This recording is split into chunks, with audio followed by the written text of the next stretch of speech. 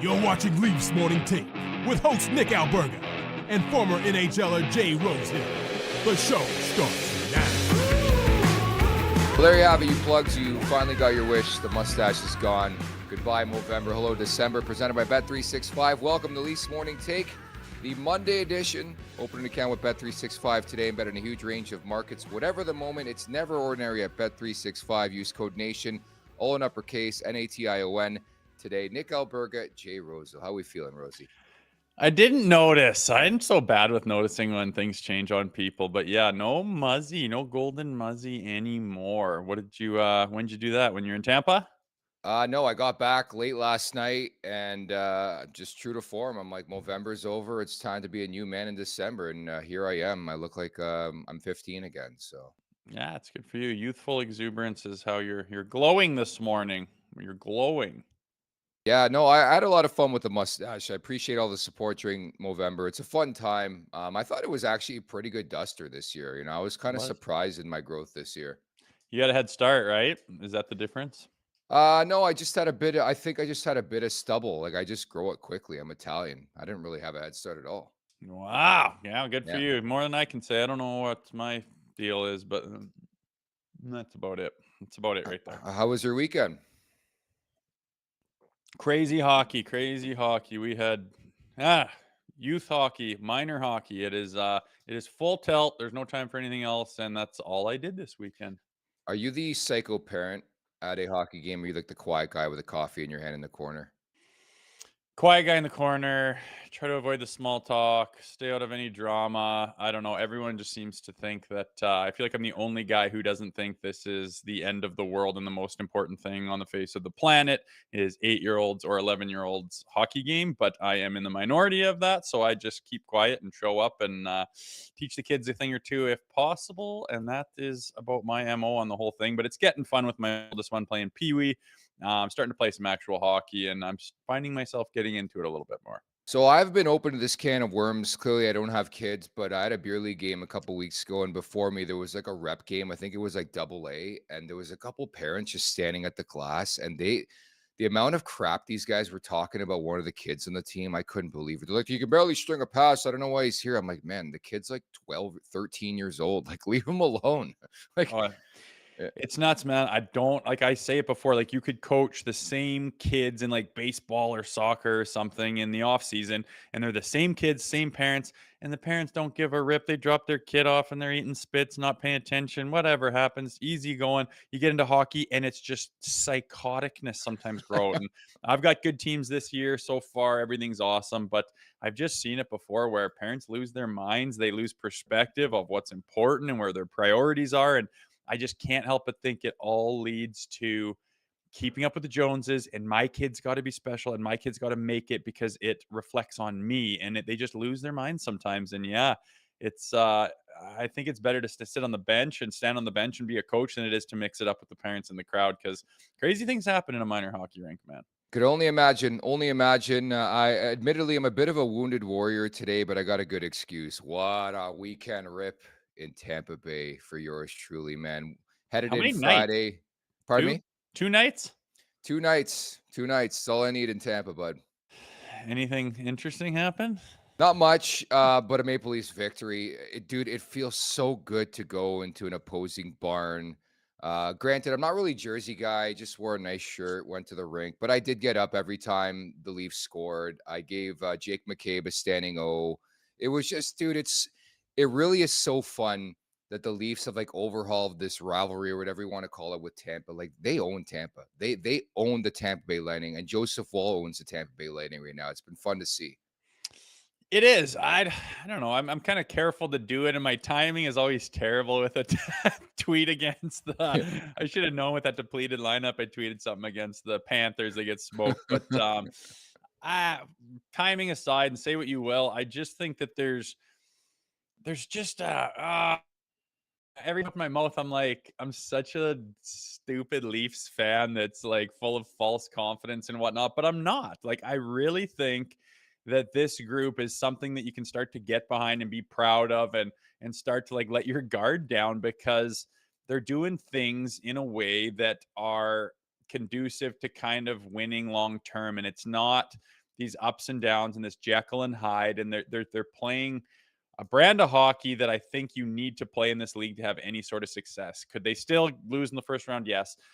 But I just think that the chances of that are starting to open up, and it's starting to go the Leafs' way, and they're starting to do the right things that they have not done in the past, even during their 100 and whatever 16-point seasons and whatnot.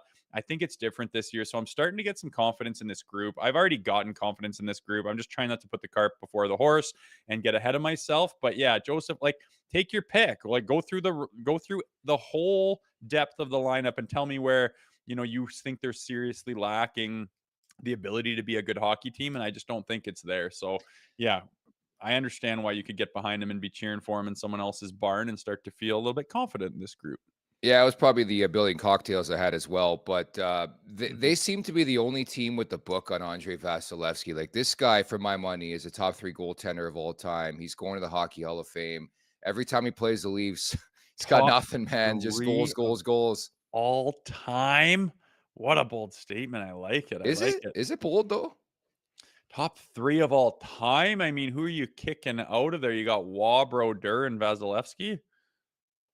I don't know. I don't want to make an insane call Well, on this you're show, but gonna have to. I think highly of Vasi, man. Yeah, he's had their number in the past, and he's got the trophies and he's got the cups, and yeah, he's a high end guy. But I don't know if he's off of his game on Saturday or if they just had his number or what. But they kind of made him look silly a couple of times, didn't Yeah. they? Including your boy, Nicky Bobby Robertson. Dude, Sniped I was close enough to that ice. I think you could hear Robertson yell when he scored from Toronto. I felt for him. I felt good. Like that had to feel pretty damn good, right? I told you, you wait till he scores and just watch his reaction. The weight of the bloody world and this huge relief will come off of his shoulders. And it seemed like it did, but that's a way to get the monkey off your back. That was the hardest, tightest, snipiest ring off the bar, short side, no room to work with on a premier goaltender that you can probably do from a garbage angle. And it was pretty impressive to him. So hopefully that gets the floodgates open while he's still has some opportunity to play some hockey for this club. Maybe he can start to scratch and claw his way into being more effective on this team. The chat's getting on me a bit. Lost the mustache, and now I get bold. I don't think it was that bold of a take. Okay, maybe top 5. I think Vasi's very, very underrated, and I think it's because of the team he has played for. So many stars on that roster, but man, just go look at some of the statistics and the numbers he put together in the Stanley Cup playoffs. But certainly a fun debate. What I was getting at is that the Leafs have gotten to a legend. Like they just seem to find and have a book on Andre Vasilevsky, which is kind of cool. So we're going to break down the game. Obviously, we're going to talk about the Chicago game, but a lot of news surrounding injuries from earlier today prior to the morning skate, on the ice for the morning skate. We've been speculating about this the last couple weeks, but Yanni Hakanpää's played 2 games, and now he finds himself back on injured reserve here, Rosie. Yeah, to me, I have mentally written him off. I don't put any eggs in the Hakanpää basket. I do not think that by any stretch of your imagination you could think that this guy is going to come and be an effective player on the back end of this roster. My fingers were crossed. I hope to hell that he could do it. He's been not playing for so long. There was the contract controversy, and whether he was injured, it took forever to figure out whether he was, viable to play this year or not. Then he's just not for a considerable amount of time into the regular season. Finally, they say he's ready. They just kind of chuck him in all willy-nilly, and he looks very rusty.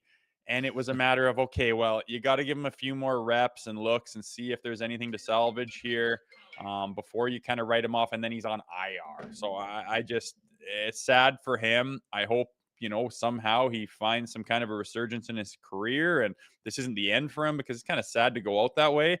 Kind of going out with a whimper, right? Where injuries that end guys' careers is kind of one of the uglier ways to go out. It's just a frustrating thing for a guy that's been playing his whole year, but the writing's on the wall that this guy's not going to be any part of this process this season for this roster, if you ask me. Again, it's the Leafs. They don't tell you anything. Like a week ago, Berube came out and said he liked Timmins too much, didn't want to take him out, liked the way Benoit was playing, and that's why Hakanpää wasn't playing. A week later, the guy's on injured reserve again, and Marshall Rafai's back up. So, there's got to be an element of concern. I will say I feel much more at ease the fact that it's a 1-year deal for Hakanpää, not a 2-year deal. I mean, the money's not a lot, but it's starting to get that odor of John Klingberg, if you know what I'm saying here, Rosie. Robidaw Island. Is he Yeah, but these are destined? legit injuries. Like last year, like Klingberg hasn't. I mean, I know he's skating, I think, in the Toronto area, but like he hasn't latched on with anybody. I think it was legit, but it seems like they got damaged goods again, unfortunately. Yeah, I know. And for all the awesome things that Tree Living has done to get this roster to where it is, there's one that he maybe took a swing on and may end up have missed on. And is it the end of the world? I really don't think it is. Like you say, 1-year deal. I think that there was just question marks. Can this guy be good? No one else is looking at him. How hurt is he? Maybe he's not. Can he come in and be that that big defenseman that he was for several years? And it just appears like that whatever the hell that guy did to his knee, he must have just disintegrated everything in there. And it's just the healing process, and whatever he's gotten done to it hasn't taken. But unfortunate for the Leafs and obviously for Jani Hakanpää himself. But my mind, I am moving on from kind of hoping that he is able to come in and make an impact this year for the Toronto Maple Leafs. I don't think it's in the cards for him by all means. Things can change, but I mean, with how slow the process of him and his healing and his injury is gone, I don't see him being anywhere near ready to make an impact even by playoffs. It's unfortunate, but that's where my mind's at with it right now. It is amazing to consider what we thought of the signing when it went down. We're like, holy crap, great value. They need a type like a guy like this. But I actually, like you, I think this is the greater story here is how confident and consistent that back end has been from a guy like Connor Timmins, who couldn't sniff the lineup under Sheldon Keefe. Even watching him in that game against Tampa, I'm like, who is this guy? He is just so different, playing with confidence. And I think for the first time in a while, the Leafs actually have depth at their disposal on the blue line, man. True. I know it is. You watch those guys, and yeah, confidence is a word. I mean, if I were playing beside, Tanev, there's a guy that just can give you he's never scrambling. He's confident. He's just so rock solid. Like even his facial expression never changes. He knows where to go with it. And if you're playing beside a guy or in the same, decor as that guy, those types of things just kind of wear off on you. OEL's out there making the right moves. He's playing solidly defensively. He's contributing on both sides of the ice. That starts to trickle down on you. And a guy like Connor Timmins is, I think he's benefiting from having a solid decor, and its trickle down effect has come to him. Like you say, you watch him, you're like, who is this guy and where has he been? And it's funny, especially in defense. I played 2 years pro in the American League, and as a defenseman, and it's a very difficult position. And when you're in control of your game, you feel very much in control. And when you're not, you lose it and you're scrambling in a big hurry. There's a fine line there. And Timmins is on the right side of it right now. Guys like Benoit, and then there's McCabe, and you like Morgan Riley gets lost in the shuffle, as good as he is and as effective as he can be. And we hoped that when they signed these defensemen this summer, hopefully that takes some of the pressure off Morgan Riley. And it has. He's quietly able to just go and do his thing. He gets lost in the shuffle sometimes. And what a great problem to have when you have a Morgan Riley who kind of blends in with the other guys that are on the decor back there. They just had a spotlight and a magnifying glass on him for so long. And I just don't think he's built to be that guy and carry an entire decor. And by all accounts, all the additions on the back end here have reverberated through everyone else. And there's guys like Timmins who have been able to step up. And I mean, I look at them and I don't have any problem where before there was just holes and there's breakdowns and there's scrambles and there's confidence issues. They just don't have any of that this year. And it's such a refreshing thing to watch. I think that's an excellent point on Riley. Don't even notice him, which I love that. He's been picking up the points, doing his thing. He's been very confident. The blue line in general has been a superb story for me so far in this season. Maxentius Decimus, one of our favorites here in Leafs Morning Take and Leafs Nation. PETA is going to be mad at Nick for killing the caterpillar that was living above his top lip. Very true.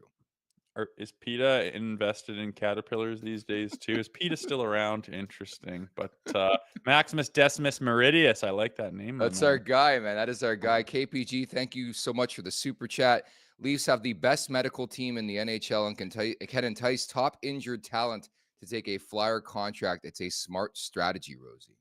I don't know what it is. Maybe we just look too much. We should go down through the other teams and see what their history is. But yeah, there's been some odd ones with this group. But by all accounts, Tree took a swing there and may end up missing, but I don't think it's something that's going to cost the organization dearly. I think those things are worth it. We've done it before. You did it with, Pacioretty, and you do it with different players that it's like, OEL, was that a swing and a miss? So I hate it when a guy's done such good things and then one thing doesn't work out and it's like, oh, nice job, tree living. Oh, real fucking nice. It's like, geez, man, like look at all the home runs he's hit, and you're gonna get mad at him for a hawk and paw. It was worth a shot. Didn't work out, obviously, so far. Maybe I'm off base and this is a strategic move in some direction or the other. And, after Christmas, he'll be able to start to make an impact. I really doubt it, not from what I've seen, but I've been wrong before. Maybe there is life left with Hawk and Paw. But from the news today, my mind completely moves on from the Yeah. idea of him being effective. The very least, there's no doubt that we've been given a bunch of gifts by Brad Tree Living and Company the last couple of years. If you're looking to cop some Nation gear, though, and support the podcast, now's a good time. Everything's 15% off this week, Rosie. And if you spend over $200, we'll even throw in free shipping, which is kind of pretty sick. I need the perfect gift for your favorite fan. Nation gear has you covered from hoodies to hats. Make this holiday season legendary for the hockey lover in your life. The brand new My City collection has dropped. It's looking super fresh. Head on over to nationgear.ca and shop now, Rosie. How about that? Legendarily looks super fresh. I like it for all you cool cats out there. Hell yeah. Get those super chats in at the Leafs Nation 401. Hit that subscribe button. Hit that like button. Pretty please. Leafs Morning Take, wherever you find your podcast. Make sure to leave us a 5-star review. And don't forget to visit theleafsnation.com. To the recap we go. What an impressive night at Amalie Arena. I took it in. I know it got a bit hairy late, but I still felt really, really confident down the stretch. I felt that game was over after the first period, but all in all, Matthews comes back, Nyes comes back, and it was a really good effort for the Leafs. Yeah, they sure did. It's nice. I love it when the Leafs score first and then second they pile it on up for a rip. Mm-hmm. It's pretty difficult not to take. It's not even that you take your foot off the accelerator. It's just that that team is going to start to take some chances, start to really put the hammer down, start to think wildly offensive. And yeah, you can pick that apart if you're lucky and blow them out, or they might scratch and claw a little bit, get back in the game. I thought 2 of the goals from Tampa were off feet and skates, kind of lucky. Easily could have been shut it out. I don't put a lot of stock into the fact that they came back and kind of gave him a bit of a scare. By all accounts, at the end of the day, they got the job done, blew them out at the beginning. They were the more prepared, more ready to play team, won in regulation. That's what I kind of take from that experience in Tampa. Yeah, like you said, they have their way with them.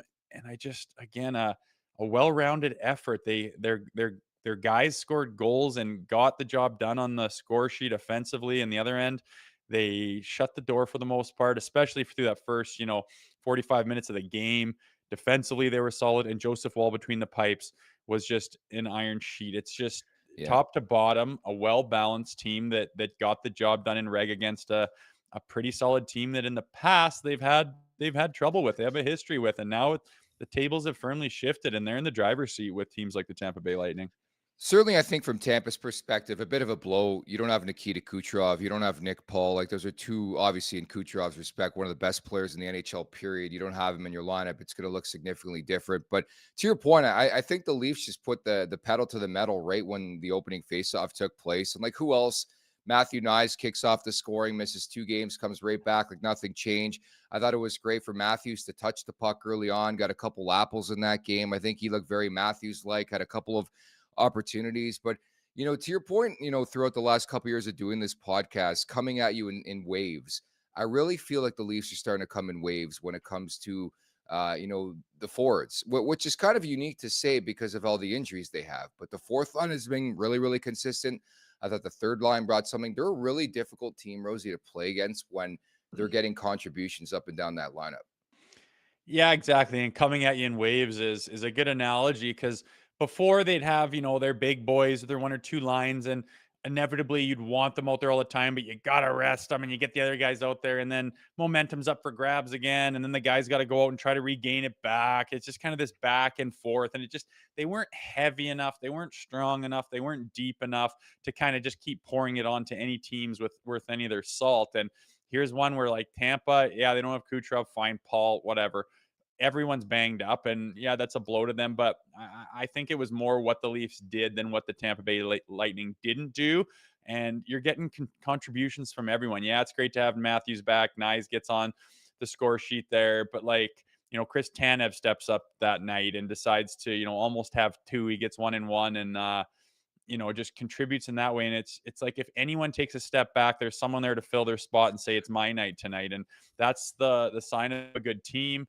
And they are banged up, and they have the depth for guys to step up and still contribute when someone's taking a night off or someone's injured or on the shelf for a little while. And I'm excited to get this team fully healthy. I think Pacioretty and Domi are skating now. Yeah. By all accounts, that's a good sign, means they're ready, especially with Patches, having that hamstring. If you're skating, it means like, the healing process is kind of taking hold, and you're starting to think about stressing it again and getting it into some game action and putting under a bit of stress and seeing what it can handle and getting it strong again. So yeah, just I don't know. I don't want to get ahead of myself and start being a blowhard, but the team looks strong and solid. I'm very excited for them to get fully healthy and see if, some of the things they've implemented this year with a full roster, how much damage can they actually do?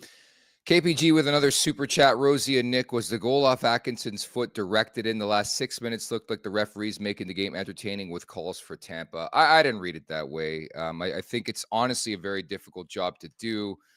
They showed the replay in the building several times. I didn't have an issue with it. Did you? Not at all. You can redirect it. You just can't have a Yeah. kicking motion. And he didn't even redirect it. He just strategically kind of placed his foot in a position where if it did hit, it would bank off, which is 100% legal. I think it's just a high IQ heads up play on him. I had no problem with it. If a Maple Leaf scored a goal just like that, I'd instantly say guaranteed that's counting, because you're allowed to do that. Simple as that. Mm-hmm. I wanted to highlight Joseph Woll's night, because I think completely under the radar, he's won 5 consecutive starts, but he makes 38 saves in every game. He's looking better and better. Like, we even just talked about the pucks to beat him. I mean, if there was a shot, he was getting a shutty in that game. Like, I had that feel from Joseph Woll, where he was rock steady in a rocking chair. I know a couple people in the chat bringing up Carey Price's name, not to compare the two, but you could see why there's similarities and people draw similarities between the two. He's just so chill in there, which I love. And it's so good to see Woll back playing the way we've seen him play before, especially the playoffs last year against Boston, right?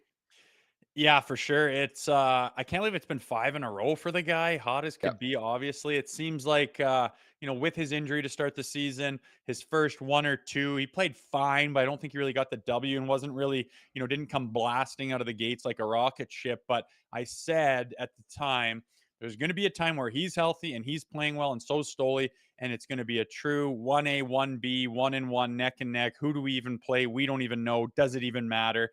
And I think we're firmly in that space right now. How long will it last? I'm not sure. Could there be another injury? Could there be a guy maybe have some hiccups and lose his angles a little bit and then need a little bit of a reset? Quite possibly. It's a long season, but right now I think it's very clear we're in as good of a space as we could have hoped in the summertime when we signed these two guys and said, what's the limit? What's the ceiling? What's the potential of these guys? I think they're fulfilling it completely. Both of them. Like, I don't even know who to play, this week. True. We've got a heavy week coming up of games. 4 in a week is a lot. Every other day you're playing. And I think they're both probably, I would think, unless something changes, play 2 of them. Which one for who? I don't know. I don't really care. And I don't think it matters, because both goaltenders, I just don't see anything but smiles across everyone's face when you start talking about them. They're both just kicking ass right now. Like, this is the ceiling. This is as good as you could have asked out of these 2 players when they signed them. And for any naysayers, they've been proved completely wrong. I'm enjoying the ride. To know that any given night you have a legit shot to win because your goaltending's there, and there's going to be no swimming and no Olympic, swimming. Like, it's a different feel. And again, we've been saying that when it comes to this crease specifically, just how solidified things, knock on wood, seem to be.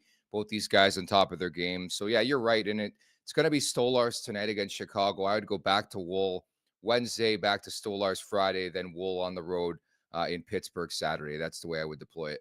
Yeah, why not? It's Yeah.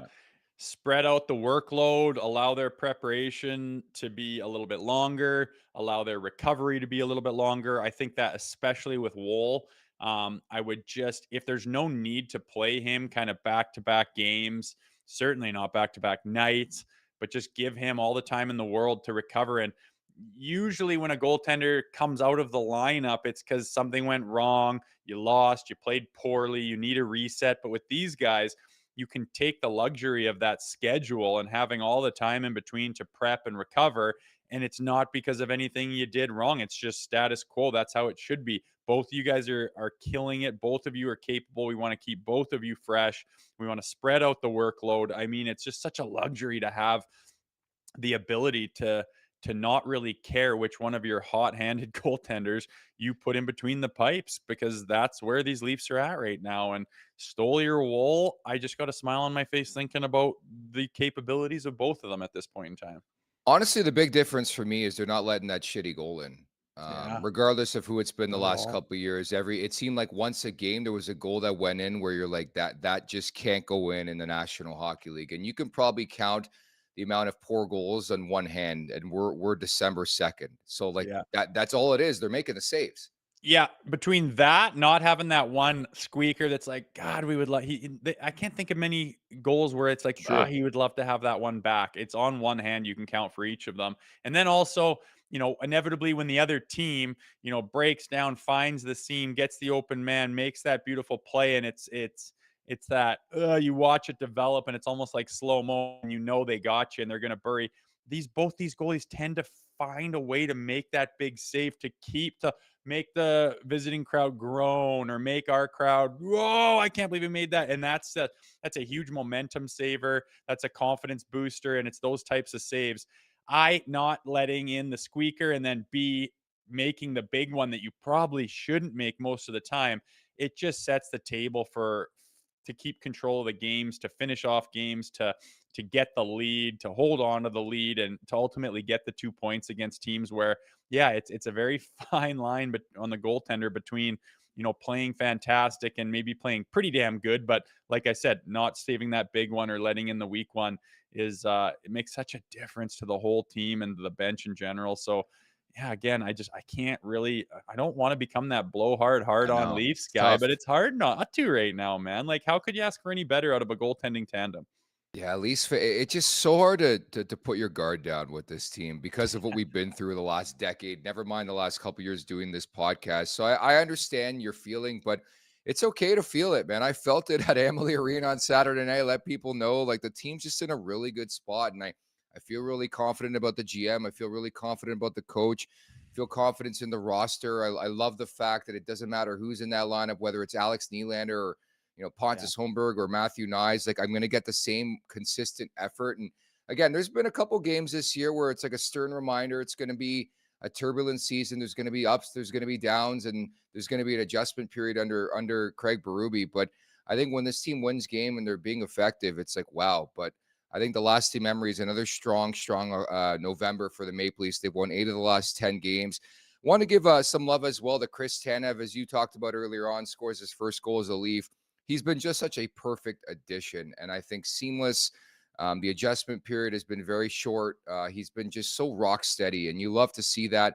And I mentioned earlier on, too, I gave a standing O for Jake McCabe, takes the puck off the face, doesn't return. But that's like the warrior type hockey you need from your roster day in and day out to build like a winning environment, Yeah, for sure. And when you talk about this decor and why they're different, OEL and Tanev just stand out like crazy. They came in and they're different styles of players, but they complement each other, and it was a little bit thin. It was a little bit civvy. There was a little bit of leanness where you're asking too much out of certain guys, and then they're kind of scrambling. And then, maybe they start to lose their confidence because there's too much on their plate. And then all of a sudden they're not even playing up to, the status quo of their abilities, and just wasn't quite there. And you knew you needed something, and we wanted to get some D signings going on. And yeah, Hawk and Paul was part of that process. There's kind of three guys between Tanev, OEL, and Hawk and Paw, and there was some question marks in all of them. Like, know? what's OEL's ceiling? He's kind of been inconsistent. What was he doing in his last? Okay, Tanev, can he stay healthy? You can't really play that way all the time. How old's he getting? Is he going to slow down? And then Hawk and Paw, is he healthy? Is he all these question marks? Okay, Hawk and Paw may not have worked out, but you didn't need all to hit home runs with all three. The two that you have with Oliver Ekman-Larsson and Tanev, the way that they're different players again, but what they bring to the table just makes everyone else better. And the decor is in such a better place than it has been in the Yeah. past. And I think you notice it with the play. There's just not that, oh, come on type of moment like ever, where there was 2, 3 times a period in the past where there's that breakdown, that scramble, that odd man rush, that lost guy. Like, who's there? Whose man is that? That just doesn't happen anymore. And yeah, speak quite highly of those two players. I, again, hats off to Tree Living for seeing that and making it happen and getting it done on budget under the cap. It's difficult to do, and he pulled off a pretty nice couple of moves this summer.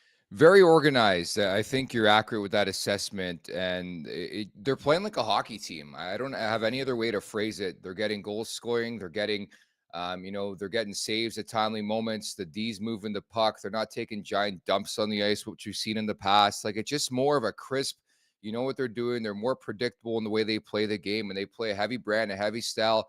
They get in on that forecheck. Like, I was loving the cycle game and the forecheck that they brought to the table against Tampa, grinding guys like Chernak and Hedman down, man. It becomes a pretty simple game when you play that brand, that style. And that's why we're seeing a lot of success early on here in Craig Berube's tenure, excuse me. And that's the MO of that style of playing accountable hockey, where there's not like there used to be kind of question marks, like, and their looks on their face, even like Matthews and Marner, like they're not sure how this is going to go, and they're kind of always nervous, and they don't have an identity to fall back on. It's just always kind of hoping hockey. I hope. And sometimes they played great because of their talent. Sometimes they completely, crap the bed. And now I feel like that part of them is just gone. Are they going to win every single game? No, nobody does in this league, but they can rely on their identity now. They understand what it feels like. They know they can always go back there. They know they can always be in control because they're not giving up those big momentum killers anymore. And I see it on their faces. I see it with their body language, and the results speak for themselves too. And it just, to a man, they all seem to understand, thanks to Craig Berube, what you're supposed to do in every situation. You always fall back on certain principles and basic commonalities of what you do with the puck. You stay on the D side of it. You're not blowing the zone. You get it deep and chip it. You keep it to the safe areas. You don't do those high risk, low percentage plays, and then everything else can fall into place. You have a good enough personnel on that roster to take control of the game in the other facets. As long as you're taking care of those core mentalities, it's what this team was lacking over the years. It's what it was not happening under Sheldon Keefe. I'm sorry. And you're starting to see what they're capable of now. And it's a refreshing change. So lineup news, Craig Berube on Jake McCabe day-to-day, but I think he will be fine. Just a little precautionary tonight, but he should be good. So McCabe's not going to play. Phil Myers looks like he's going to get back in the lineup. They're going with Ekman-Larsson, Tanev, Riley, Myers, Benoit, and Timmins. And Marshall Rafai, as mentioned earlier on, was recalled from the AHL after Hakanpää was placed on IR today. Yeah, so all the more reason to stick to those principles. Guy like Myers gets a shot. I always like to see that, see what they can do with it. You hope he's excited and chomping at the bit, ready to take advantage of an opportunity. You can see right there, most likely playing with Morgan Riley. So feed off of him and, talk to him. Communication will be huge on the ice, especially as a defenseman. Talking all the time out there makes the game a lot easier. We'll see how he does tonight. He's getting a shot, but by all means, as everything we've talked about with this decor, they should be able to handle, giving McCabe a couple of days to kind of recover from whatever is ailing him from that puck to the head.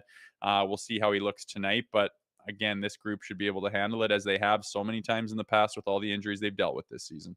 Voodoo asks in the chat, is Philip related to Tyler Myers? He is not. No relation there, Phil Myers and Tyler Myers. Craig Berube on Yanni Hakanpää, that situation, just managing the knee, so that's all that is. Okay. Sweet. Yeah. Great. Just managing it. Yeah.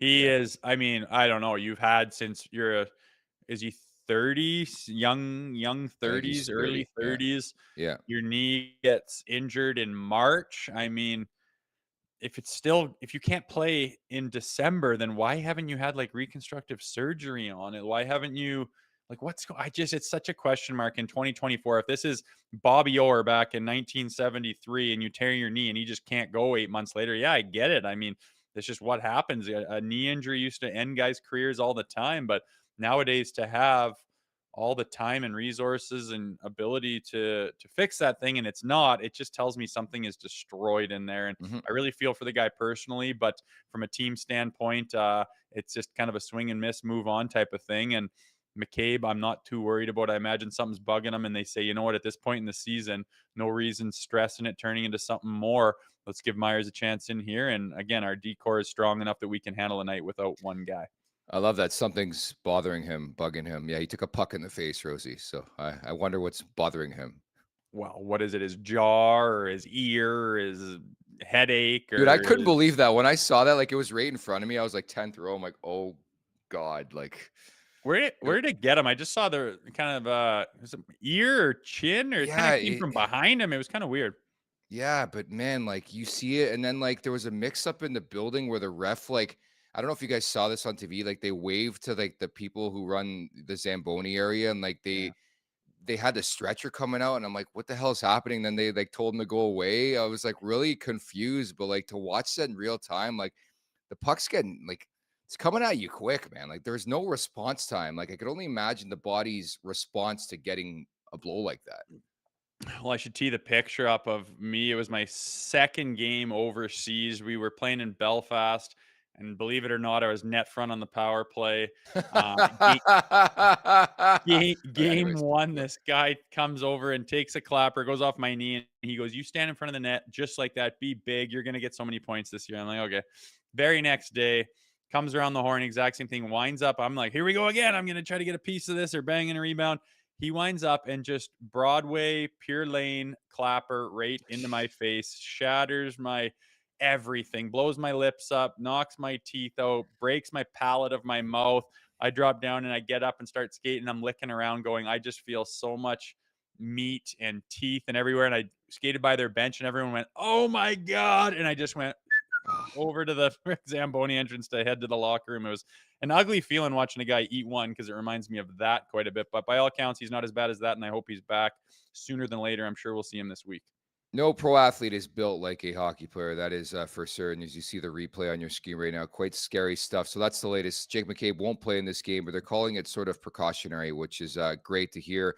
One last quote from Berube on Max Domi, lower body injury, says he's close to returning. He skated well today. He'll push it more tomorrow, and then we'll see where he's at. Of course, Luke Schen's Predators are in town on Wednesday, and Berube adds Max Pacioretty remains a little bit a ways away, but good to see him skating. So that's the latest in the injury front. And we know how much stock we can put into all of that. So moving on in my mind, whatever. Let me know who's playing and when they're in, because I've kind of been done with trying to guess and anticipate what these tidbits of information are actually meaning with the guy's health. Fair enough. Big question du jour on today's podcast. Will you be getting emotional for the pending video tributes for Tyler Bertuzzi and TJ Brodie tonight in the return to Scotiabank Arena? Are they both getting one? Jeez, I don't know. You bet your ass they are. If Pierre Engvall got one, man, everybody's getting one. Pure Engvall. Was it video too? I don't know. Some like I was there for the Samsonov one. I'm actually going to the game tonight, so I'll report back with what these guys get. Is it going to be like a full video tribute? Maybe Brodie will because he was here for a couple of years, but sometimes just a guy on the camera, wave, see you later, you know? Yeah, I don't mind showing a picture. Welcome back, quick wave. Remember me, just something for the PR team to say we put together for the game in-game show. Fine, but as far as playing highlights and everyone standing up and ovation, okay, settle down. He played here for friggin' 8 months of time. Let's relax. I wish the team came out and we're like, we're not doing any tributes. If you're not on our team right now, we couldn't care about you. Just go anti the other way. I'd love that. Just delay the start of the game to get all the tributes out of the way. They lose their luster when there's certain players that were only here for so long that didn't really do as much as you wanted. And then why are we tributing this? Like, move on. I guess mention his name, but yeah, I don't know. I don't get too hyped up about it.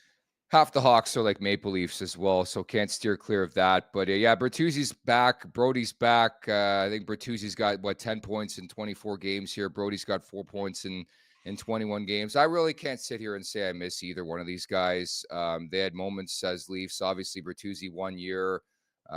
We liked him on this show, admittedly, but never really found his peak as a Maple Leaf. I thought he was relatively inconsistent, had some moments. On Brodie, first 2 years of that 4-year deal, he was great. The last 2 years, he was not the same player and really fell off. It was unfortunate to see, but again, kudos to these guys. Had a couple moments with the Leafs. Yeah, and you could say Brodie, particularly on the back end, wasn't surrounded with the pieces that were True. conducive to winning. Maybe he was asked to play a little over his head. And Bertuzzi, always liked him as a player and liked his ceiling, but just certainly didn't quite fulfill what the expectations were in Toronto. I wished that he was able to find his best hockey. He seemed kind of lost a lot. I don't know, some personal stuff. I don't know. He just seemed Yeah. kind of disengaged and, in a different headspace while he was with the Maple Leafs, unfortunately, but maybe he found a home in Chicago. Regardless, I don't really care. I'm more concerned about the guys that are on this roster. Is this a trap game? It shouldn't be, man. It really shouldn't be. It's Bedsy and not. coming into town. Bedsy, Connor No, Bedard, Bedsy boy. He's not Amazon exactly Prime. Let's go. Next generation game. little sophomore slump for Bedard so far, or what Been would hot you call lately. it? Been Yeah, hot lately, but he's you're right. finding it. He's finding it. Yeah. Interesting. No, I just every time we talk about trap games and stuff, I think about the first year that we did this podcast, and I mean, they would like clockwork lose to Anaheim, lose to Phoenix, and just could not put it together against the garbage teams. And again, like we talked about with this new team's kind of identity and game plan, if you just simply rely on that, you can, you don't. There are games that you're inevitably going to be more jazzed up for mentally than others, and it's a little tougher to get up for this team than for others, but you don't even have to worry about that yo-yo mentality. Like, if you're just always focusing on yourself and doing those little things that I mentioned that Craig Berube has obviously preached to this crowd to get them playing the kind of hockey that they've been playing lately. I don't care who's on the other side. You literally just worry about yourself, take care of those little things, and the rest should take care of themselves, especially against an inferior team. So I do not see this being a trap game. I would be absolutely shocked if they laid a stinker and actually lost to these Chicago Blackhawks. And if history repeats itself, the Leafs do really, really well on Amazon Prime Monday Night Hockey. So Right. That's right you too. kick Yeah. ass. Looking Yeah. forward to that again. Seeing if they it's been by all accounts. I thought there'd be some old school people who are like, what's this streaming shit? And I know what Prime is where I watch my movies, but there's been none of that. I mean, I ripped through the comments, like, what are people saying about this? Overwhelming, resounding yes to the broadcast on Prime. So we'll see if they put together another quality content package here tonight on Monday. It depends on your viewing experience. For me specifically, when it gets to intermission, I tune into another game. Even if I'm watching a Leafs game, I'll go watch another game. But like it just depends what you're looking for in a broadcast. Really does. What do you mean? What are people looking for? What are some differences? No, like if you really want to tune in to like what's said in the intermissions and the X's and O's of the game, some broadcasts are better than others. But like for me specifically, I really don't care about the in game. Maybe it's because we do a show on a daily basis and we break down what we see. So maybe that's it. But like very seldom do I actually watch, a pregame or an intermission or a post game. Like I just like tuning game to game, and that's the way I view my content. But not everybody's the same in that respect. Yeah, I hear you. Sometimes I wish certain people were in certain positions, and other people I question, why are you talking right now? Like, why are you like, of all the people that could be in a position to talk and break down a hockey game, why are some, like, there's so many qualified quality people that would be chomping at the bit, and you go with X person. I'm just like, and I just can't help but sit there and listen to them talk going, why? Why you? Why are you in that seat? And it kind of bothers me, makes me want to change the channel too. But everyone's looking for different things, like you said. I just, off the top of my head, I never have really watched a TNT broadcast with Gretter and Biz and Kobe and all these guys and Hank. I would like to kind of watch one of those just to see what the differences are. I know it's kind of a bit of a gong show and a little bit more silly than some, which the NBA you've seen go that way with Barkley and Shaq and those guys, and by all accounts have had a lot of success. So there are different options out there, no question, and different strokes for different folks. Exactly. Like the TNT broadcasts, I really enjoy them, but it depends on what you're into. Like even, for example, this podcast, yeah, we read through the comments sometimes, and some people hate this podcast, some people love it, right? And that's why accessibility is a big thing. There are different ways to get your content and what you like and don't like out there. That's what I love about it. We didn't invite anybody to listen to this show or watch it, and people still bitch and complain about it. I don't understand it. So Yeah, if you're putting yourself out there to multiple people, you're going to be in the line of fire. That's something I've learned during my short tenure doing this kind of thing. But again, everyone has different opinions. Everyone likes different things and seeing different products come out of their hockey watching experience. But like I said, Prime Monday night seemed to be overwhelmingly positive. So let's get ready for another one here tonight. the best is when we get emails and messages about swearing, and I feel like responding like we didn't ask you to watch our stuff. Like we've always been free from day one and saying like watch it if you want, listen if you want, enjoy it if you want. But those always get me. I enjoy them. Well, I'm looking forward to seeing the results of those surveys on what people like about the show, what people want us to change, and we'll see if there's any patterns amongst the comments. So, looking forward to that. Thank you to everyone who ended up taking the time to fill out that, and we'll see who won that Fanatic gift card and what they did with their moolah. KPG writes in, keep the swearing on morning take. Appreciate that, KPG. But I was going to add too, I didn't get his name, but it was a pretty cool feeling in doing this podcast now for a couple of years with you. I was at the game, as mentioned, in Tampa, and I saw this awesome family of five, and the three kids were wearing Matthews jerseys, and all of a sudden I hear Alberga, and I look over, and it's like, hey, big fan of the show. Like it's kind of cool to see what we've done in a short period of time, but to get that type of reaction on the road was really, really cool. Oh, it's just the start, if you ask me. I can imagine Yeah. out in TO, you're getting some people who tune in, which is fantastic. We love bringing this product. I was going to ask you at that game, was Mhm. the crowd pretty solid for the Leafs? Like when they were scoring and when they were up 4-rip, was the energy just zapped, or were there quite a few snowbirds down there cheering for the old Maple Leafs? To be honest, dude, I was pretty gunned. I got to put that out there, but I was in my own little planet there. But no, it was loud. There was some Leafs fans, right? It's Florida. Like I think Yeah. it's an easy place to travel to. There was definitely considerable amount of Leafs fans, which is it's always really good to see, man. Like anybody who has a chance to go watch a game out in Florida, go do it. Whether it's at Amarant Bank Arena in Sunrise or here in Tampa at Amalie Arena. I just like a unique experience. Like, you get away sort of from the suits of Scotiabank Arena, and like the authentic Leafs fans really come out, which is kind of cool. Yeah, that's the thing. That family, I could be wrong, but by all accounts, doesn't get to bring their family to watch a Maple Leafs game at home. You just can't even get the Yeah. tickets, too expensive, whatever.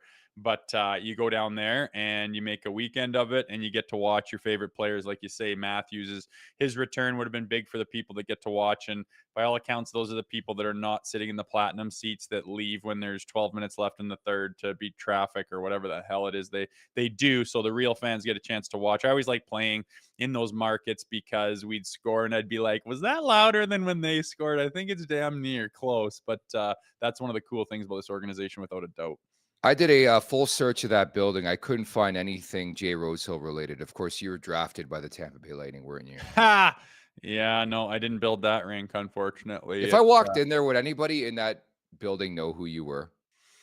There's still like Tommy Mulligan's staff member and stuff, Okay. but like I did not make an imprint on the Tampa Bay organization by any stretch of the imagination. I was actually supposed to make an appearance on Lightning Radio, but my dinner went too late because I'm the idiot, didn't book a restaurant, so I didn't make it in time for the they wanted me on the pregame. I said, hey, have me on for the intermission. Timing didn't work out, but it would have been kind of cool to be back in that press box. A lot of good folks in that organization, by the way. I've done some work with them in the past. Great people. Imagine just covering hockey in a market like that on a daily basis, right?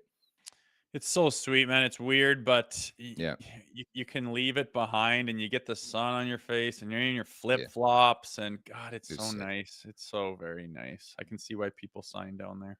It's time for the last call, brought to you by Bet365. Open an account with Bet365 today and bet in a huge range of markets. Whatever the moment, it's never ordinary at Bet365. Use code NATION, all in uppercase, NATION. Today, keeping it pretty simple. Austin Matthews, anytime goal I'm looking at. Connor Bedard, anytime goal. He's starting to cook a bit. I like the Bedard shot prop as well in that game. Oh, you do you? Yeah. I can't. Oh, good Lord. Is this ever juiced? I can't find any value in that type of stuff. I'm going to go with a William Nylander. Anytime goal is my thing. I think he's going to juice and pop it, especially with him taking up all the time on the power play these days.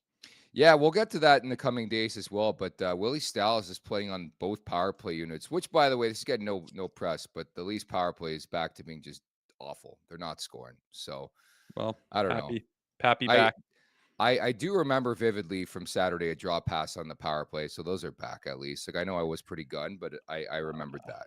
So they're Yeah, back. it's tough when you get up 4 rip not to kind of start to dick around a little bit for those high skill players with the capabilities are through the roof. It's hard to rein yourself down into following a system and not getting a little bit circus act like plays out there. But yeah, by all, I just we'll see. I want everyone healthy and getting on track. But yeah, I just would really like to see this team not have a theme of their power play being an absolute yo-yo.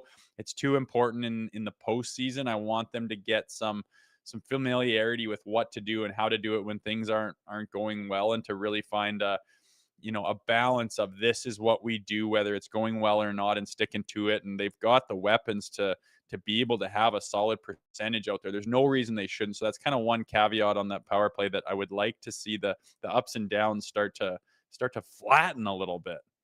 Nothing but good vibes. Nothing but good vibes. So you're off tomorrow. I should mention as well, Dave Pagnotta of the Fourth Period is going to be my co-host on tomorrow's edition of Leafs Morning Take. So we'll get some trade conversation in there for sure. Of course, Dave does some great work around the league, covering the league. So we'll get his thoughts on maybe a trade lens from the Maple Leafs perspective. We're going to recap this game. Also got set for the Nashville game. We should also mention earlier today, bright and early, we woke up and interviewed Luke Shen, so we're going to play that on Wednesday's show as well when you're back.